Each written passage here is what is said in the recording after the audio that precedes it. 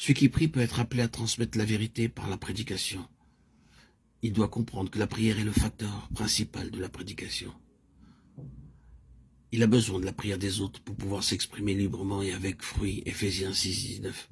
Il doit lui-même continuer à combattre en prière au moment même où il prêche une vérité qui atteint le royaume de Satan. S'il a combattu en prière contre les puissances des ténèbres avant de prêcher, le courant se produira peut-être en son esprit sans rencontrer d'obstacles.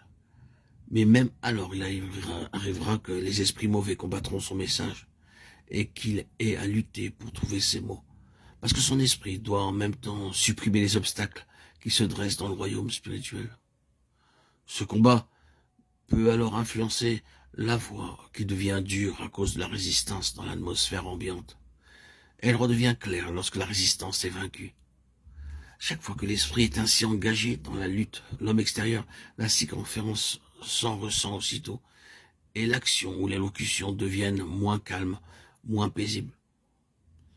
Quand un croyant annonce la vérité, il arrive que les esprits séducteurs cherchent à entraver son discours, en versant dans sa pensée une série de commentaires sur ce qu'il dit ou sur ce qu'il fait. Ils l'accuseront de ce qui est uniquement leur action à eux. Ils lui suggéreront toute espèce de raison, excepté la vraie, pour expliquer l'état d'esprit des personnes présentes. Ils l'accuseront et récuseront même les paroles qu'il dit, dans le temps qu'il les prononce. Parle-t-il de la sainteté de la vie? Il accuse de rester fort en deçà de ce qu'il prêche aux autres.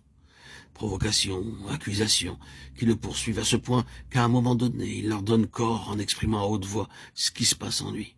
Il se laisse aller à formuler les paroles de dépréciation de soi que viennent de lui suggérer les mauvais esprits et qu'il s'imagine être l'expression exacte de sa pensée. Ces paroles entraînent alors avec elles une gêne, un malaise, un nuage qui pèse lourdement sur tous ceux qui sont présents. La prière humaine accomplit quelques lois que nous ne connaissons pas, qui déterminent l'intervention divine au sein de l'humanité. La prière de l'homme, la collaboration de l'homme, créé libre, permet à Dieu de réaliser ses desseins ici-bas. Si une telle loi n'existe pas, si Dieu n'a pas besoin des prières de ses enfants, alors prier est une chose vaine et une perte de temps.